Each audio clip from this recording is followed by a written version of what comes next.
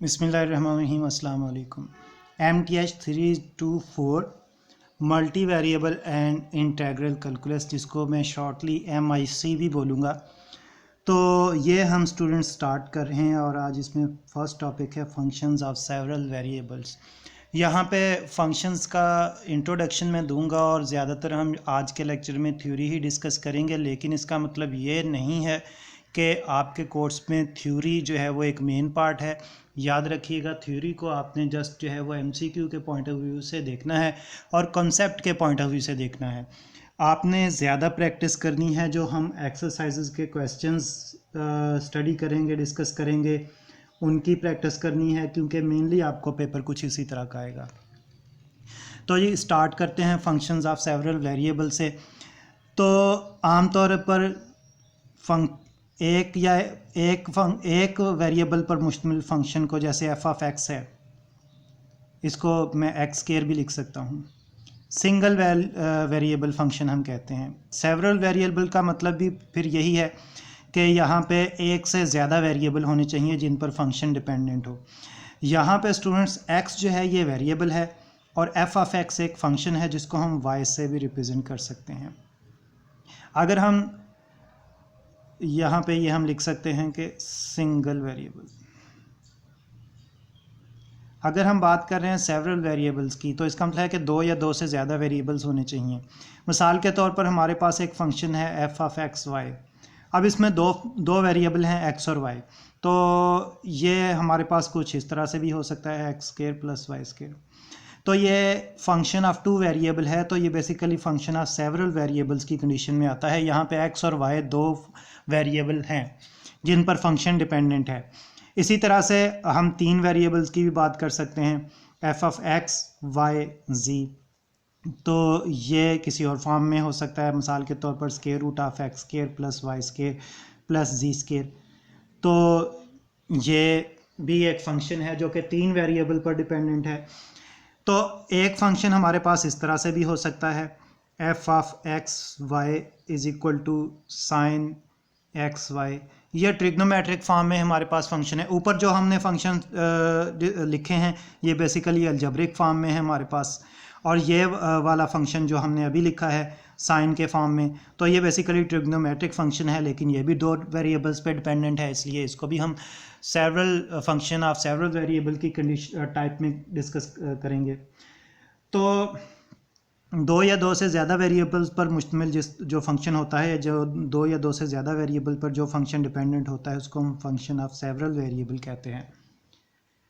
अब इस तरह के फंक्शन को ट्रीट करने का क्या तरीकाकार है, ये हम आगे डिस्कस करेंगे, और मेनली हम इनके डेरिवेटिव और इंटीग्रेशन जो है वो डिस्कस करेंगे।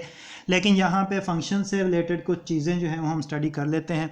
सबसे पहली बात स्टूडेंट्स याद रखिएगा, जब भी हम दो पॉइंट्स लेते हैं या दो वेरिएबल्स लेते हैं, जैसे कि यहाँ पे हम x ले रहे हैं और y ले रहे हैं, तो ये बेसिकली दो पॉइंट होंगे प्लेन के अंदर।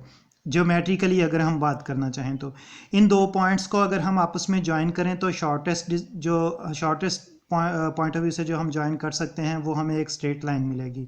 तो इसका मतलब है, जब हम दो पॉइंट्स की बात करते हैं या दो वेरिएबल्स की बात करते हैं, तो जब भी फंक्शन जो है वो दो वेरिएबल्स पर मुश्तमिल होता है तो फिर वो एक स्ट्रेट लाइन प्रोड्यूस करता है।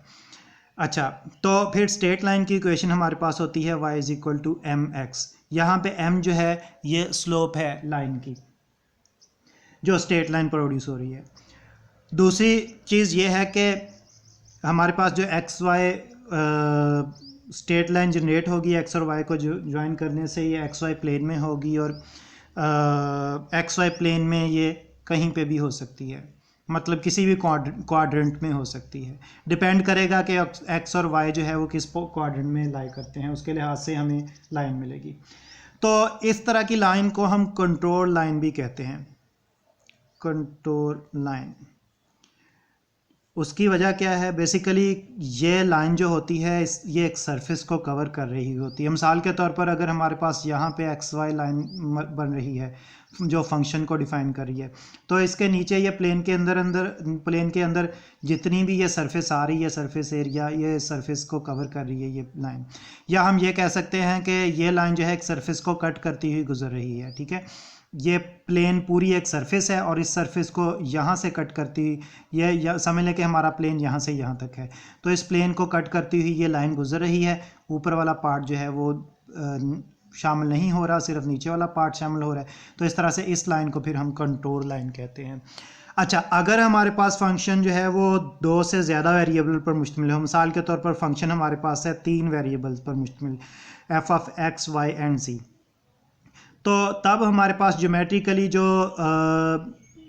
ये कंडीशन बनेगी, यानी कि अगर हम इन तीनों पॉइंट्स को ज्वाइन करेंगे स्पेस में, तो अब यहाँ पे क्योंकि हमारे पास स्पेस भी जो है वो 3 डायमेंशनल स्पेस बनेगी एक्स वाई जी।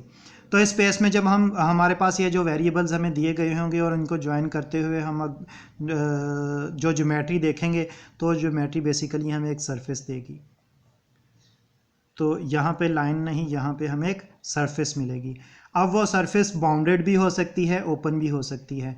तो अगर तो इन पॉइंट्स को ज्वाइन करते हुए हमारे पास जो कर्व बने वो बाउंडेड कर्व हो, तो जो सरफेस होगी वो बाउंडेड सरफेस कहलाएगी।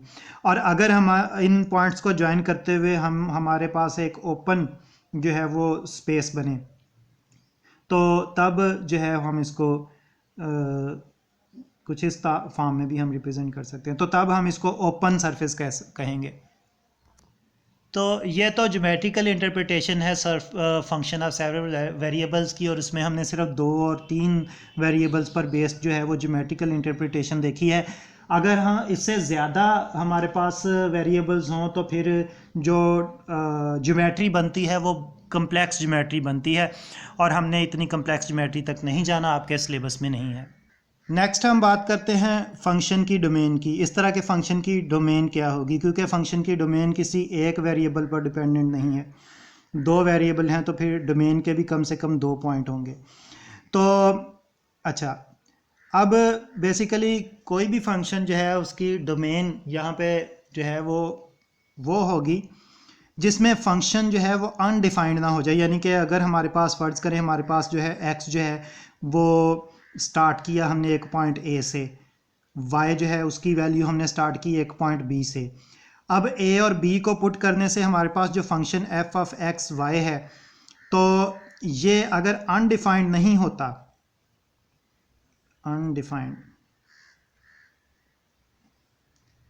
अगर ये अनडिफाइंड नहीं होता तो फिर इसका मतलब ये है कि जो पॉइंट a और b हैं ये डोमेन में हैं, एफ ऑफ एक्स और वाई की डोमेन में है। और फिर इससे जो हमें मतलब जो है वो मैक्सिमम वैल्यू या जो डोमेन पुट करते हुए हमें मैक्सिमम आंसर मिल सकता है वो हमारे फंक्शन की रेंज होगी। और इसमें एक चीज़ याद रखिएगा कि एक्स को हम अलग से पुट करते हुए देखेंगे कि हमारे पास रेंज क्या आती है, तब हम वाई के लिए 0 पुट करेंगे, और फिर जब वाई को पुट करेंगे यानी कि वाई की जगह बी पुट करेंगे, तो जो y की हमारे पास स्टार्टिंग वैल्यू है, तो तब x के लिए हम 0 पुट करेंगे, और तब जो हमारे पास आंसर आएगा वो हमारे पास y के लिए रेंज होगी। तो रेंज को फिर जो है जैसे हमारे पास डोमेन यहाँ पे हम लिखेंगे a b की फॉर्म में, ये बेसिकली स्टार्टिंग पॉइंट है, तो बिल्कुल इसी तरह से रेंज जो है वो हम 2 पॉइंट्स में लिखेंगे। एक तो जब x की स्टार्टिंग वैल्यू पुट करेंगे उसके लिए हमारे पास रेंज फ़र्ज़ करें आ गई c, यानी कि आंसर सी आ गया, तो फिर इसी तरह से मैक्सिमम वैल्यू जो अभी हम पुट कर सकते हैं x के लिए, y के लिए भी इसी तरह से जो वैल्यू पुट कर सकते हैं, और उसके लिए जो आंसर आएगा वो हम यहाँ पे लिख लेंगे d। जब हम x के लिए पुट करेंगे तो y को 0 रखेंगे, जब y को पुट करेंगे तो x को 0 रखेंगे। जब x को पुट करेंगे हमें c आंसर मिलेगा, जब y को पुट करेंगे हमें आंसर d मिलेगा। तो डोमेन फाइंड करना आसान है, बस एक चीज़ जो हमने देखनी है वो ये है कि फंक्शन अनडिफाइंड ना हो रहा हो उस वैल्यू पर जिसको हम पुट करने जा रहे हैं, जिन पॉइंट्स को हम पुट करने जा रहे हैं, तो तब जो है हम कहेंगे कि ये जो मतलब पॉइंट हैं वो फंक्शन की डोमेन में है। अब मिसाल के तौर पर हमें कहा जाता है कि जी एक फंक्शन है एफ ऑफ एक्स वाई, तो देखें ज़रा कि इसकी डोमेन क्या है, और एफ ऑफ एक्स वाई हमारे पास इस फॉर्मेट में है y माइनस एक्स स्केयर। आप गौर करें कि अगर हम जो है वो y को पुट करें लेस देन x, ठीक है। तो फिर क्या होगा, जो आंसर आएगा वो आयोटा की फॉर्म में आएगा, यानी कि रैशनल नंबर आएगा। तो इसका मतलब ये है कि हमारा जो फंक्शन है जो हमने ये y की वैल्यू पुट की है जो कि x से कम है। मिसाल के तौर पर x की वैल्यू थी हमारे पास 2 और y की वैल्यू हमने पुट कर दी 1। डोमेन के पॉइंट ऑफ व्यू से हमने कहा कि हम डोमेन लेते हैं 2 और 1, डोमेन लेते हैं 2 और 1। तो जब हम ये पुट करते हैं तो हम देखते हैं कि एक्स स्क्वायर में यहाँ पे 2 पुट करने से यहाँ पे 4 आ जाएगा और यहाँ पे 1 ही रहेगा। तो आंसर हमारे पास -3 आएगा और वो जब स्क्वायर रूट सॉल्व करेंगे तो आयोटा की फॉर्म में आएगा, इरेशनल नंबर। तो फिर इसका मतलब ये है कि ये जो है वो एक रियल वैल्यूड आंसर नहीं है, जिसकी वजह से हम कहेंगे कि ये वाली कंडीशन जो है यानी कि y लेस देन x जो है, इस कंडीशन के लिए हमारे पास ये जो हमने पुट की हैं वैल्यूज़, तो ये डोमेन में एग्जिस्ट नहीं करती। तो फिर डोमेन कम से कम क्या होनी चाहिए, डोमेन कम से कम होनी चाहिए या तो y इक्वल हो x के या फिर y ग्रेटर हो x से। तो फिर हमारे पास रियल वैल्यूड आंसर आएगा और वो आंसर जो है वो कम से कम 0 होगा जब हम y को जो है वो इस तरह से रखेंगे कि वो x के स्क्वायर, यहाँ पे स्क्वायर की हम बात कर रहे हैं, ठीक है जी, यहाँ पे हम स्क्वायर की बात कर रहे हैं कि y ग्रेटर देन और इक्वल टू x स्क्वायर होना चाहिए। तो फिर अगर हम y equal to x square रखेंगे तो डेफिनेटली आंसर 0 आएगा। और फिर इसके बाद हम y कुछ भी रख सकते हैं पॉजिटिव इन्फिनिटी तक, तो आंसर इन्फिनिटी तक आ जाएगा। यानी कि हम y की जो भी वैल्यू पुट करेंगे उसके बाद हमारे पास आंसर पॉजिटिवली कुछ भी आ सकता है। तो ये हमें रेंज मिल जाएगी इस फंक्शन की, ठीक है, रेंज। तो ये चीज़ हमें डोमेन दे रही है, ये डोमेन है। तो फिर इसी तरह से फ़र्ज़ करें कि हमारे पास एक फंक्शन है F of x Y is equal to, ये कुछ इस फॉर्म में है 1/एक्स वाई, एक्स और वाई आपस में मल्टीप्लाई हो रहे हैं डिनोमिनेटर में। अच्छा, आप देखें कि अगर हम एक्स और वाई को अगर हम 0 पुट कर देते हैं तो फंक्शन अनडिफाइंड हो जाता है। तो इसका मतलब ये है कि एक्स और वाई 0 नहीं पुट करना, इसके अलावा कुछ भी पुट कर सकते हैं। तो जब हम कुछ भी पुट कर सकते हैं तो फिर इसका मतलब है कि नेगेटिव फॉर्म में भी एक्स और वाई की वैल्यू पुट कर सकते हैं। तो फिर हमारी जो डोमेन है उसमें सारे ही पॉइंट हैं सिवाय इस पॉइंट के, ठीक है, सिवाय ये कि एक्स वाई जो है वो 0 ना हो। तो यानी कि X Y not equal to 0, तो यहाँ से हमारी डोमेन स्टार्ट हो रही है, डोमेन। तो ये डोमेन फिर नेगेटिव, फिर जो हमारी रेंज आएगी, क्योंकि हम एक्स वाई कुछ भी पुट कर सकते हैं, तो नेगेटिव में अगर पुट करेंगे तो हमारी डोमेन नेगेटिव इन्फिनिटी तक भी जा सकती है। और अगर हम वापस आएँ तो हमारी डोमेन 0 पे आके रुक जाएगी, क्योंकि 0 जो है वो शामिल नहीं है। फिर रेंज 0 पे आके रुक जाएगी। फिर इसके बाद इससे आगे जो है पॉजिटिव अगर पुट करें तो फिर 0 पॉइंट जो है वो उससे आगे जाएंगे हम, और पॉजिटिव इन्फिनिटी तक हमारी जो है वो रेंज होगी। तो इस फंक्शन के लिए हमारी रेंज ये होगी। और इसमें जो 0 है ये एक्सक्लूडेड है, सिर्फ हमने शो किया हुआ है कि ये हमारी एंड कंडीशन है या एंड लिमिट है इस नेगेटिव के लिए, और स्टार्टिंग लिमिट है पॉजिटिव के लिए। मतलब इसके बाद के हमने वैल्यूज़ जो हैं लेनी है तो हमें आंसर जो है मिलता जाएगा, रेंज यानी कि मिलती जाएगी। इसी तरह से अगर हमारे पास एक फंक्शन है एफ ऑफ एक्स वाई, वही ट्रिग्नोमेट्रिक फंक्शन जो हमने पहले लिखा साइन एक्स वाई, तो आप देखें कि उसके लिए हमें जो है वो देखना होगा कि हम साइन की जो है वो कौन सी वैल्यूज़, साइन के लिए कौन सी वैल्यूज़ एक्स वाई की पुट कर सकते हैं। तो हम जानते हैं कि साइन जो कि एक पीरियोडिक फंक्शन है, और अगर हम ज्योमेट्रिकली देखें तो ये हमें एक वेव फॉर्म देता है, और ये वेव फॉर्म जो है वो पॉजिटिव कोऑर्डिनेट में भी चलती है, नेगेटिव कोऑर्डिनेट में भी चलती है। तो इसका मतलब ये है कि इस प्लेन के अंदर के लिए हम एक्स वाई की कोई भी वैल्यू पुट कर सकते हैं। तो फिर डोमेन हमारी यहाँ पे आ जाएगी, यहाँ पे हमारी डोमेन डोमेन जो है वो आ जाएगी इंटायर प्लेन, ठीक है। और फिर इस लिहाज से अगर हम रेंज देखें तो रेंज क्या हो सकती है, तो हम जानते हैं कि साइन थीटा के लिए कोई भी वैल्यू पुट करें तो हमारे पास मैक्सिमम आंसर जो है वो 1 से लेकर -1 तक आ सकता है। तो देखें यहाँ पे रेंज क्या है, फिर यहाँ पे रेंज है -1 to 1, -1 to 1। तो यहाँ से फिर हमने ये सीखा कि हर वो पॉइंट जो कि पुट करने से हमारा फंक्शन जो है वो रियल वैल्यूड फंक्शन रहे, तो फिर उस पॉइंट को हम डोमेन के तौर पर ले सकते हैं।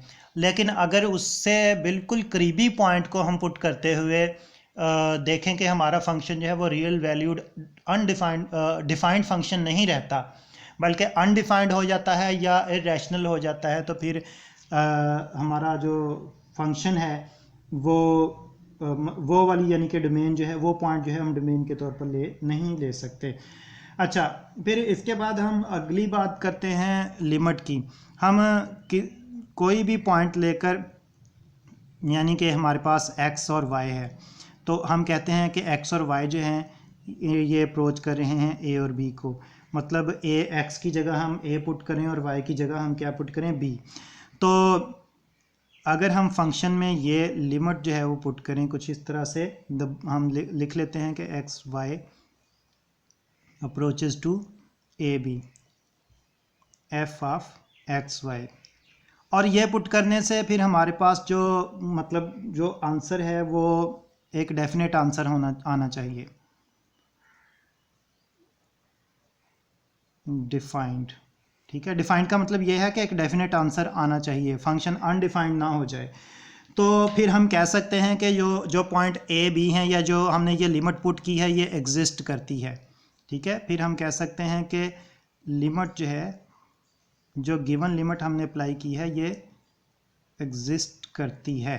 ठीक है, और अगर ऐसा ना हो, फंक्शन अनडिफाइंड हो जाए, तो फिर हम कहेंगे कि या फिर फंक्शन जो है वो एक कांस्टेंट नंबर दे दे, यानी कि फंक्शन जो है वो हम ए बी चाहे रिपीट करके या जो कोई भी ए बी पुट करते रहें, लेकिन फंक्शन हमें एक ही वैल्यू देता जाए, तो तब भी हम कहेंगे कि लिमिट एग्जिस्ट नहीं करती।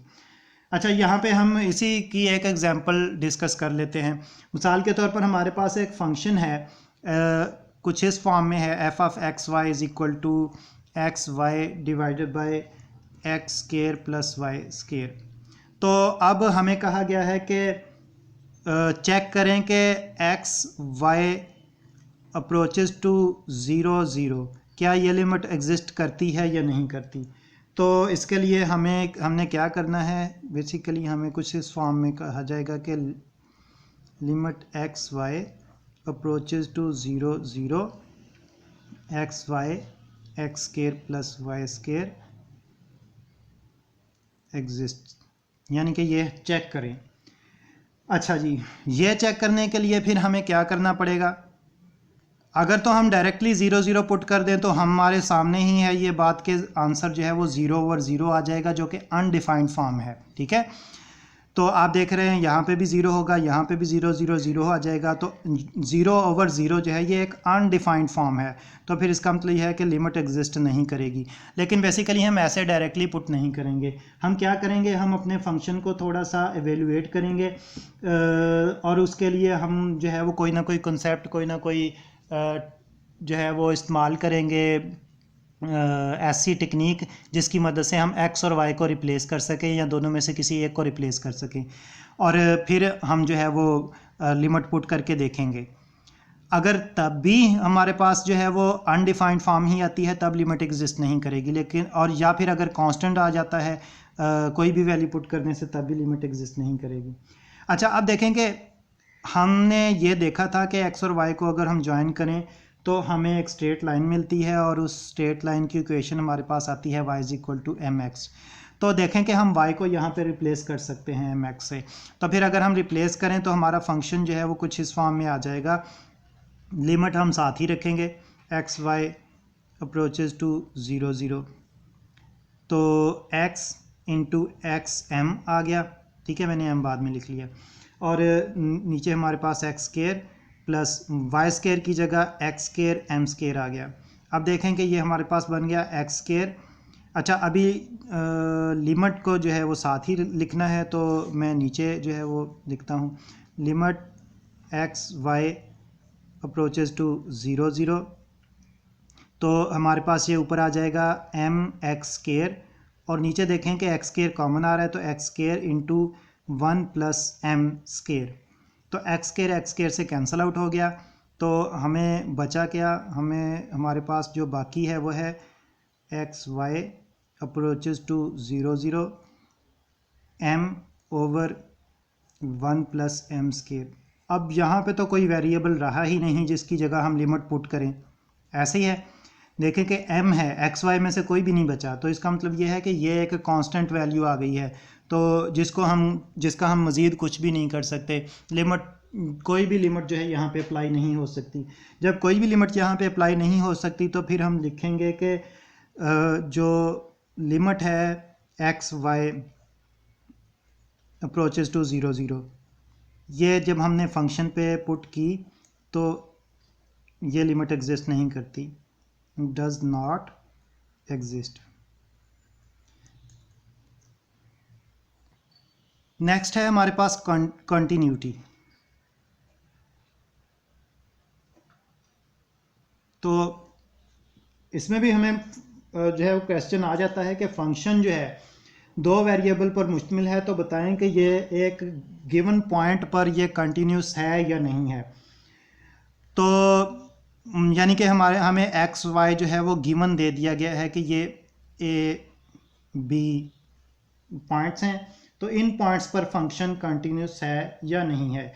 उसके लिए हमें क्या करना पड़ेगा, उसके लिए हमें 3 स्टेप्स जो है वो अप्लाई करना पड़ेंगे। अगर वो तीनों स्टेप जो हैं वो फंक्शन फॉलो करता है तो फिर इसका मतलब ये है कि फंक्शन कंटिन्यूस है, और अगर फंक्शन वो तीनों स्टेप फॉलो नहीं करता, कोई एक भी स्टेप मिस करता है, तो फिर इसका मतलब फंक्शन कंटिन्यूस नहीं है।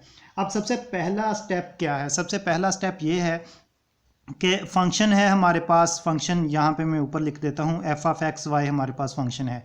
अब इस फंक्शन में अगर हम एक्स और वाई की जगह ए और बी पुट करें और पुट करने से हमारे पास एक डेफिनेट आंसर आए, तो या हम ये कहते हैं कि जो ए बी है ये डोमेन में हो, in domain of f of x Y. तो पहला स्टेप तो ये है कि हमने चेक करना है कि जो गिवन पॉइंट है ये क्या पेयर ऑफ पॉइंट्स, तो पॉइंट ऑफ पेयर समझें, तो ये क्या, ये वाला पॉइंट जो है ये डोमेन में है एफ एक्स वाई की। तो इसके लिए हमें बेसिकली यही देखना होगा कि हमारे पास जो फंक्शन है इसमें ए बी पुट करने से क्या ये कोई डेफिनेट आंसर दे रहा है, इरेशनल या फिर रियल जो है अनडिफाइंड फॉर्म में तो नहीं आ रहा।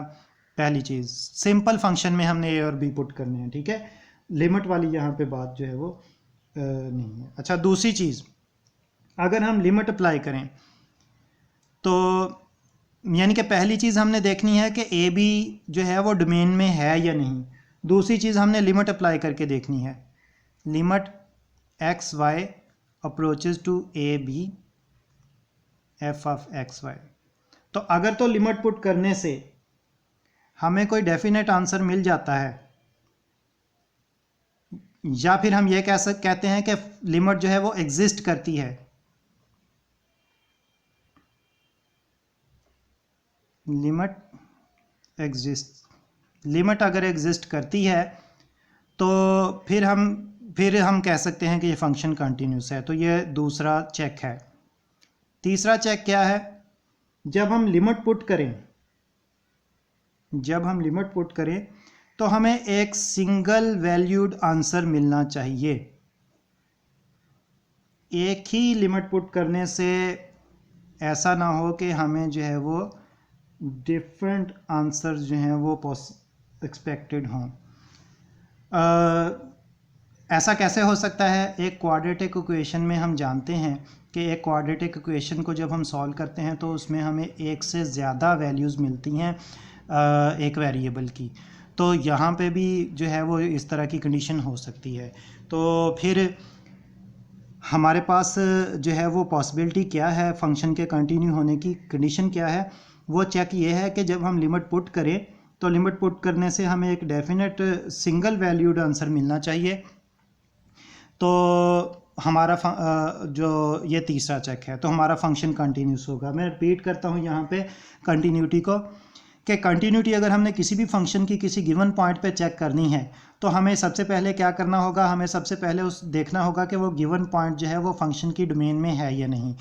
तो दूसरा वो हमें इस तरह से पता चल जाएगा कि अगर वो पॉइंट पुट करने से फंक्शन के अंदर अगर वो पॉइंट पुट करने से फंक्शन जो है वो कोई इरेशनल या जो है वो अनडिफाइंड आंसर देता है तो फिर इसका मतलब ये है कि वो पॉइंट डोमेन में नहीं है। अच्छा, दूसरा ये है कि फिर हमें ये देखना पड़ेगा कि जब हम लिमिट पुट करते हैं तो फिर वो लिमिट एग्जिस्ट करती है या नहीं। तो उसके लिए भी हमने देखा कि लिमिट जो है वो कब एग्जिस्ट करेगी, जब जो है वो एक तो ये है कि